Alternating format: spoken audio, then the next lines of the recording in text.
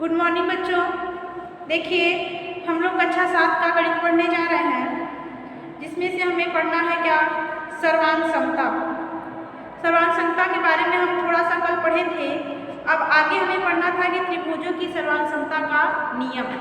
आगे हमें पढ़ना था कि त्रिभुजों की सर्वांग समता का नियम। तो देखिए पहला क्या है, इसमें हमें पढ़ना है इसमें त्रिभुजों की सर्वांग समता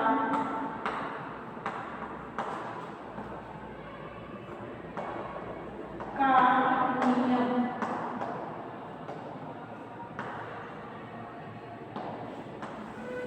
ये पढ़ना हमें त्रिभुजों की सर्वांग समता का नियम। देखिए पहला नियम क्या होता है, भुजा भुजा भुजा। पहला होता है भुजा भुजा भुजा, साइड साइड साइड।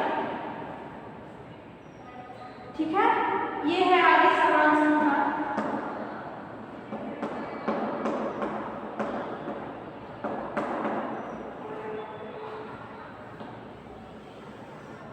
भुजा भुजा भुजा सर्वांग समता, डैश इनके बीच में भुजा भुजा भुजा।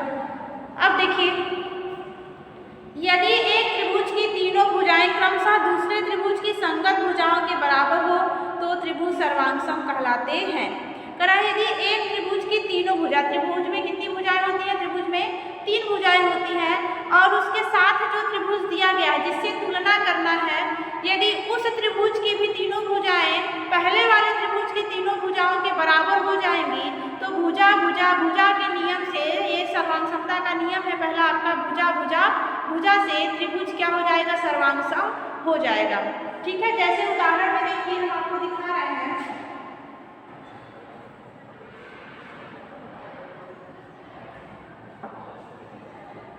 यहाँ पे है A B C, ठीक है, ये हो गया A B C।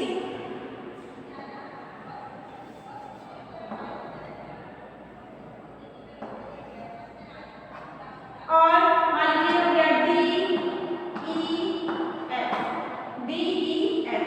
अब देखिए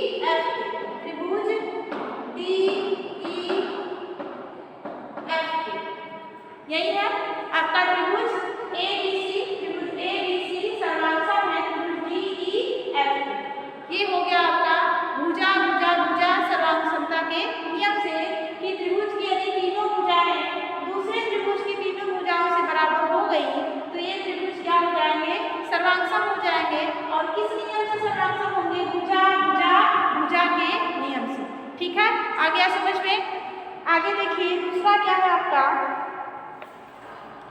भुजा कोण भुजा। दूसरा है आपका भुजा कोण भुजा।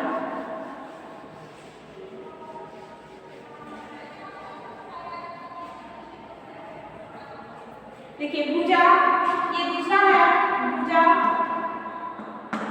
कोण भुजा। भुजा कोण भुजा तो side angle side angle side.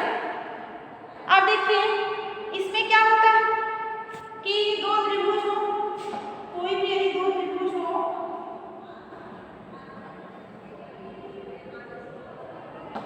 इसको भी हम मान लेते हैं ए बी सी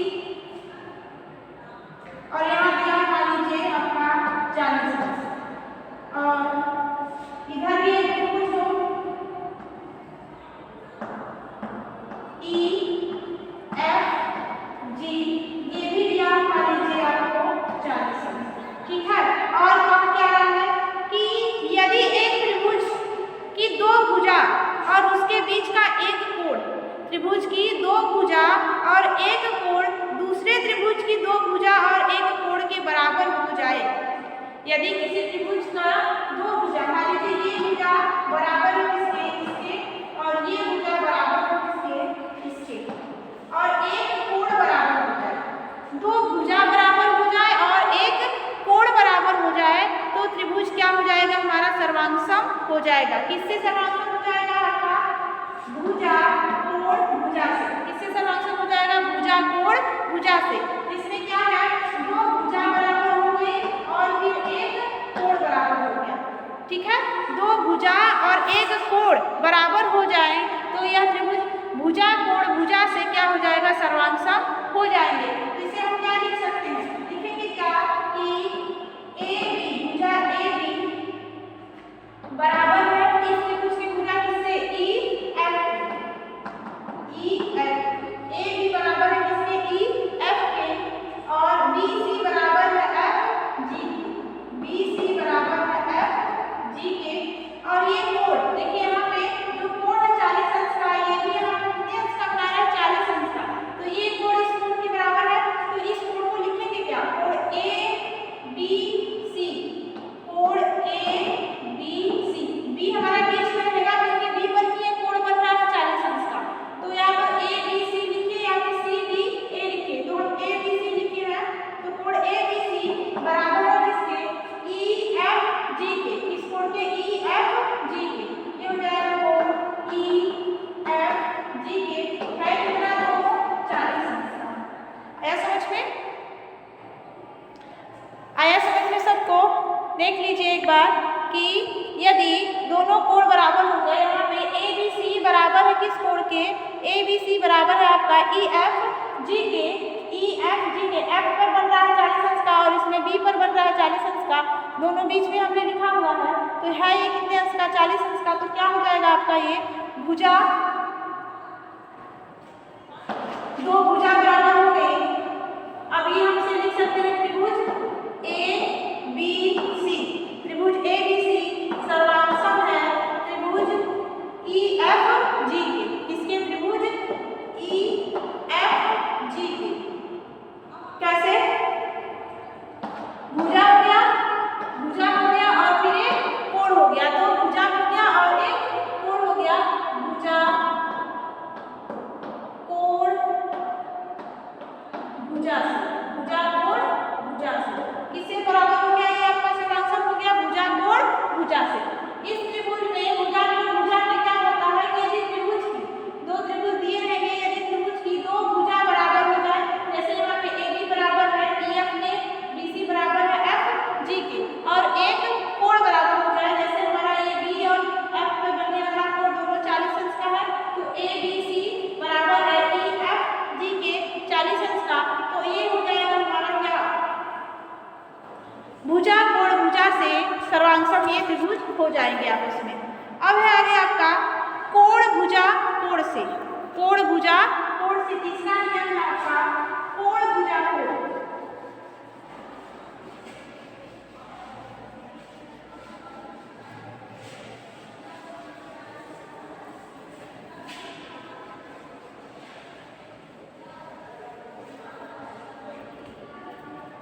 तीसरा है कोण भुजा कोण, एंगल साइड एंगल सर्वांग, ठीक है। कोण भुजा कोण मतलब दो कोण बराबर रहेंगे और एक भुजा बराबर रहेगा। नाम से ही लग रहा है आपको कि दो कोण बराबर रहेंगे और एक भुजा बराबर रहेगा।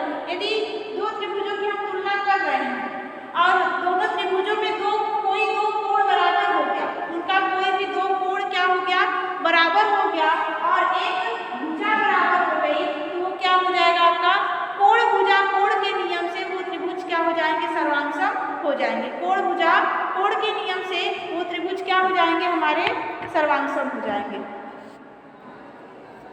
देखिए आगे इसके लिए उदाहरण देखिए, जैसे ये आपका त्रिभुज हो गया ए बी सी, ठीक है। अब मान लीजिए ये दिया है आपको 60 अंश और ये दिया है आपको 50 अंश,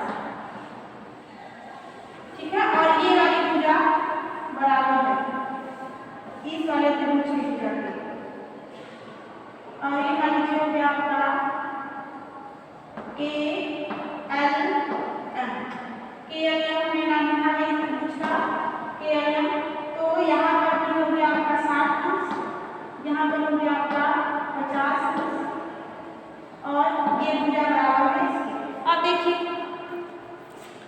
इस त्रिभुज में हमें क्या दिख रहा है, हमें दिख रहा है कि ये जो बी पर कोण बना है बराबर है, जो एल पे कोण बना है ये भी 60 अंश का और ये भी 60 अंश का, ठीक है। और देखिए यहाँ पे जो कोण सी है वो क्या है, यहाँ पे कोण यम है, ये भी 50 अंश का है, ये भी 50 अंश का है।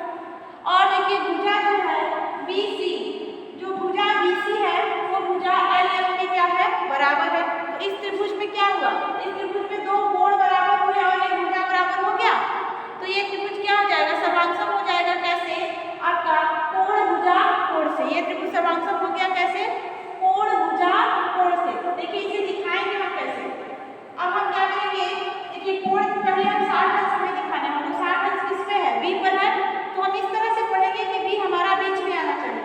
तो कोण ABC, कोण ABC बराबर है किसके, अब यहाँ पे 60 अंश है एल का, तो एल बीच में आना चाहिए के एल एम, कोण के एल एम है कितना, दोनों 60 अंश। हम आगे 60 अंश भी लिख सकते हैं, मतलब दोनों 60 अंश का है, दोनों के बराबर है आपका 60 अंश, तो मतलब ये दोनों 60 अंश से बराबर है। अब देखिए ये सी 50 अंश का है और ये एम 50 अंश का है, तो हमें सी 50 अंश दिखाना है, तो क्या करेंगे, अब देखिए ये सी पे है 50 अंश, तो सी बीच में आना चाहिए, तो ए सी बी ये हो जाएगा कोण ए सी बी बराबर कोण के एम एल बराबर कोण के एम एल बराबर कितना, दोनों कितने अंश का है, दोनों हमारा है 50 अंश का, ये हो गया आपका 50 अंश हुआ। अब देखिए तीसरा क्या दिखाएंगे, हम तीसरा क्या दिखाएंगे, जो BC भुजा है, जो BC भुजा है वो बराबर है किसके, आपका LM के, जो BC भुजा है वो किसके बराबर है, आपका LM के। तो हम क्या लिख सकते हैं, यहाँ पे देखिए दिख रहा है, तो हम लिख सकते हैं कि BC बराबर हो जाएगा किसके, LM के, BC बराबर हो जाएगा किसके, LM के। तो देखिए दो कोण बराबर हुए, दो कोण बराबर हो गए और एक भुजा बराबर हो गया, तो ये त्रिभुज सर्वांगसम हुआ। तो त्रिभुज ABC सर्वांगसम है किस त्रिभुज के, त्रिभुज के LM के, त्रिभुज के LM के किस नियम से, किस नियम से, आपका कोण, दो कोण बराबर है तो कोण भुजा कोण से, दो कोण बराबर है एक भुजा बराबर है तो कोण भुजा कोण से, ये हो गया आपका तीसरा नियम। अब आगे चौथा क्या है, देखिए एक तरह से और त्रिभुज सर्वांगसम होगा, तो चौथा क्या है आपका,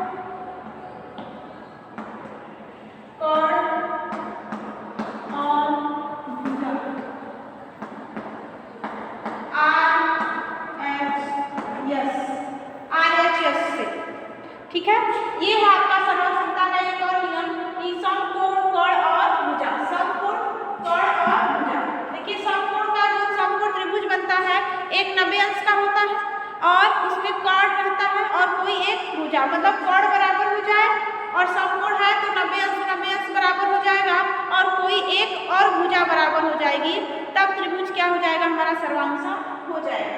ठीक है, जैसे देखिए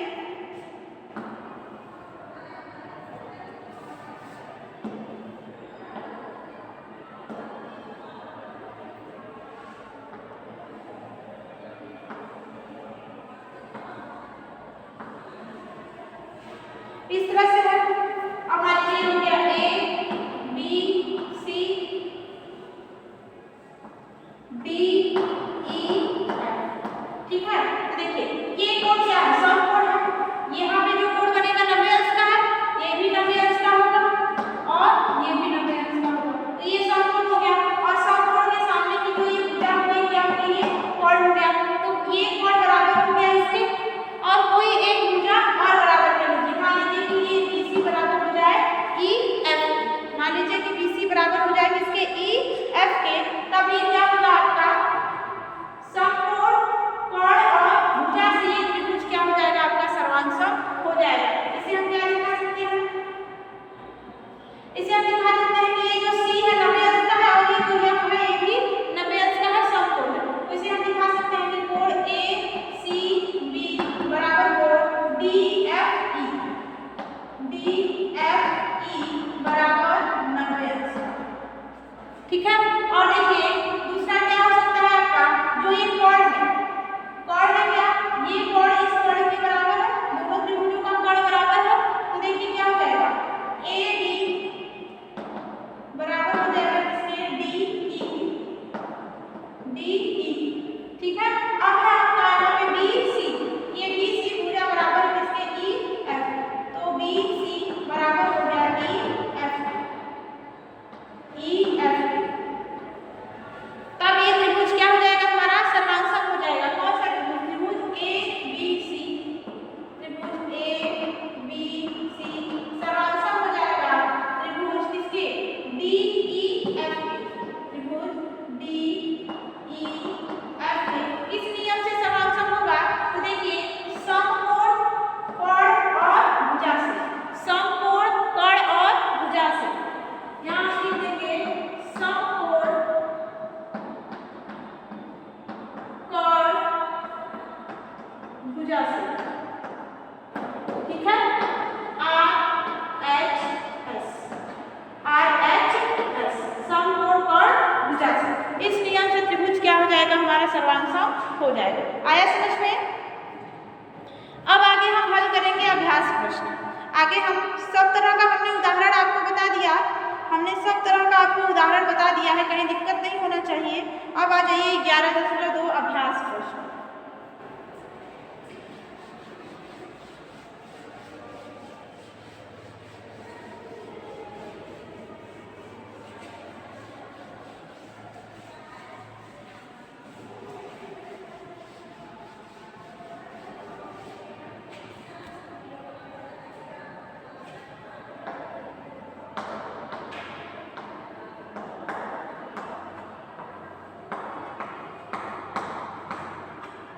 अभ्यास 11.2।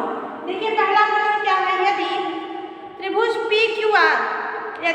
PQR सर्वांगसम है त्रिभुज MNO के, तो दोनों त्रिभुज के समान तत्वों को लिखिए। अब यदि ये त्रिभुज सर्वांगसम है तो क्या समान है उसमें, आप ये बताइए। ठीक है, तो देखिए प्रश्न नंबर 1 है, जहाँ दिख रहा है आपको प्रश्न नंबर 1। प्रश्न नंबर 1 है, क्या है, पहले हम चित्र बना देते हैं। चित्र दिखेगा, ठीक है, दिख रहा है, देखिए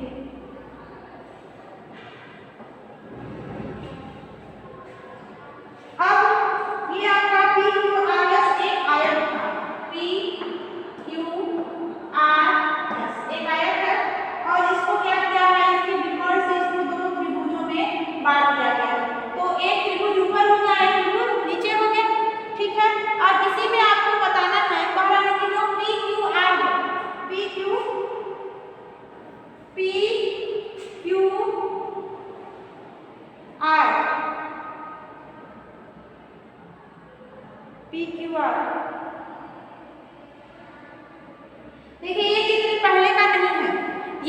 जो है ये पढ़ने का नहीं है आपका,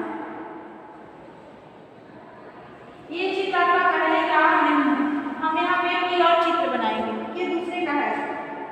यहाँ पे हमें एक त्रिभुज बनाना है, एक त्रिभुज हमें बनाना है P Q R, P Q R, एक त्रिभुज हमें बना लिया है पी क्यू आर। अब है दूसरा त्रिभुज बनाइए यम एन ओ, दूसरा त्रिभुज बनाइए एम एन ओ, ठीक है, ये हमने दो त्रिभुज बनाया।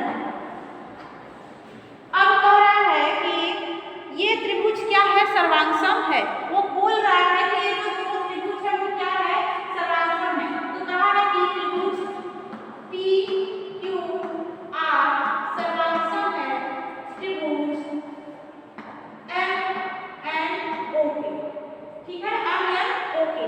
फिर कह रहा है कि त्रिभुजों के समान तत्वों को लिखिए कि त्रिभुज में क्या क्या समान है, त्रिभुज में क्या समान है। तो हम क्या करेंगे, देखिए यहाँ पे भुजा जो है इसकी क्या है, बराबर दिख रही है, तो क्या हो जाएगा, ये हो जाएगा आपका पी क्यू, ये वाली भुजा इसके बराबर कर दे तो पी क्यू बराबर हो जाएगा किसके, एम एन के, और ये पी आर बराबर हो जाएगा किसके, यम ओ के, पी आर बराबर हो जाएगा एम ओ के, और क्यू आर बराबर हो जाएगा आपका एन ओ के, क्यू आर बराबर हो जाएगा आपका एन ओ के।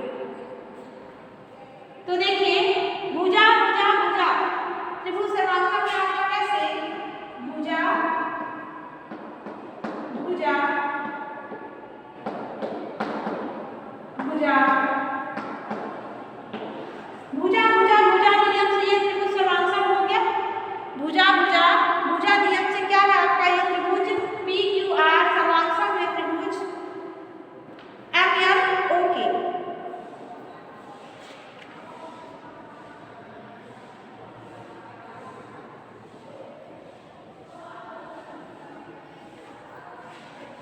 अब यदि तीनों भुजा बराबर है तो तीनों कोण भी बराबर होंगे।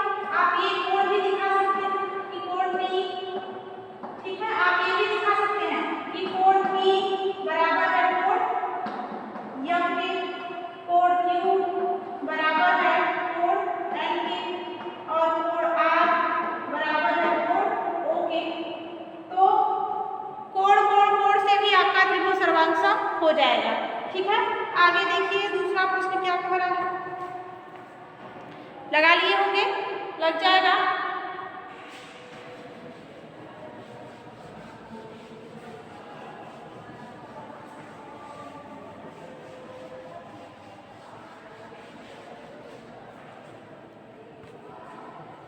अब प्रश्न नंबर 2 देखिए, प्रश्न नंबर 2 देखिए,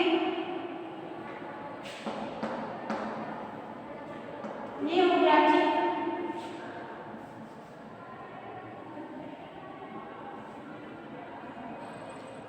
पी क्यू आर एस, और इस क्यू को मिलाया है इससे एस से, इस क्यू को मिलाया है इससे एस से।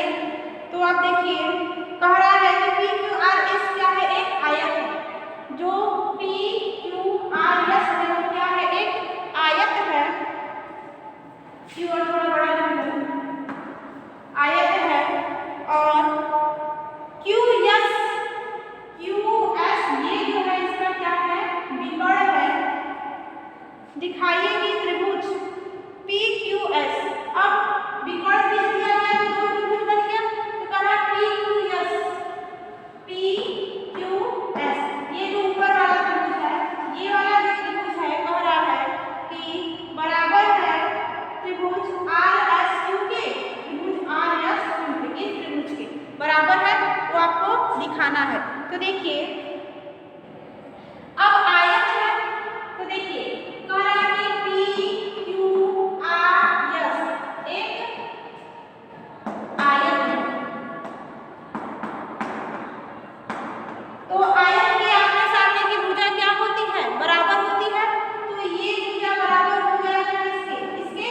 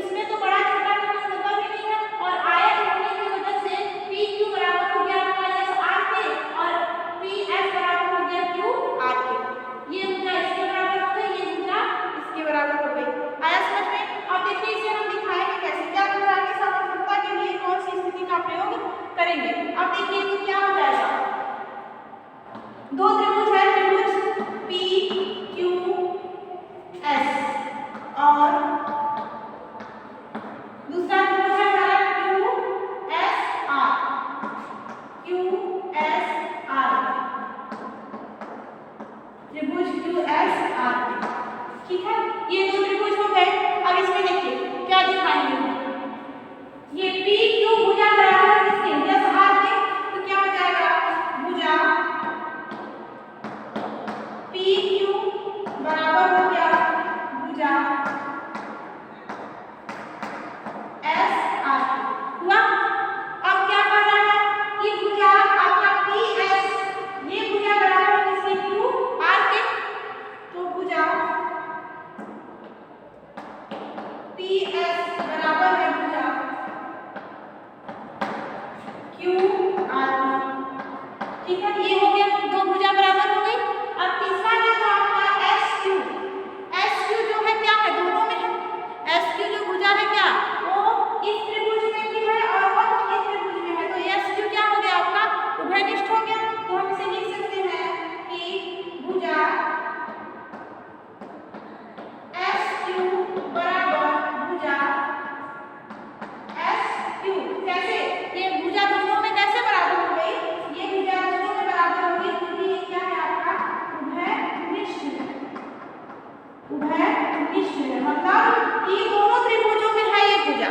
ठीक है, ये दोनों त्रिभुजों में है, उभयनिष्ठ है। तो देखिए आपका त्रिभुज सर्वांशक का कैसे, आपका त्रिभुज सर्वांशक हो जाएगा, तो त्रिभुज हम लिख सकते हैं अतः त्रिभुज पी क्यू एस, अब यहाँ पे सर्वांशक है त्रिभुज Q S R, Q S R के कैसे सर्वांशक है, देखिए ये भी भुजा है, ये भी भुजा है, ये भी भुजा है, साइड साइड साइड, भुजा भुजा भुजा नियम से, भुजा भुजा भुजा से, तीनों भुजा क्या है, बराबर है, तो आपका त्रिभुज सर्वांशक हुआ। ठीक है, देख लीजिए एक बार, कह रहा है कि पी क्यू आर एस है, जो आयत है, तो आयत के आमने सामने की भुजाएं बराबर होती है, तो पी क्यू बराबर हो जाएगा एस आर के और पी एस बराबर हो जाएगा क्यू आर के। तो हम दोनों त्रिभुज लिखेंगे पहले, त्रिभुज पी क्यू एस और त्रिभुज क्यू एस आर के। अब देखेंगे यहाँ पे पी क्यू बराबर किसके, एस आर के, तो भुजा पी क्यू बराबर हो गया भुजा एस आर के, भुजा पी एस बराबर हो जाएगा भुजा क्यू आर के, तो भुजा पी एस बराबर हो गया भुजा क्यू आर के। अब देखिए जो एस क्यू है दोनों में हो गया भुजा एस क्यू बराबर हो गया एस क्यू, क्यों, क्योंकि यह उभयनिष्ठ है, तो हमारा त्रिभुज पी क्यू एस सर्वांशक हो गया त्रिभुज क्यू एस आर के, किस नियम से, भुजा भुजा भुजा से या फिर साइड साइड साइड से। ठीक है, साइड साइड साइड से लगा लीजिए।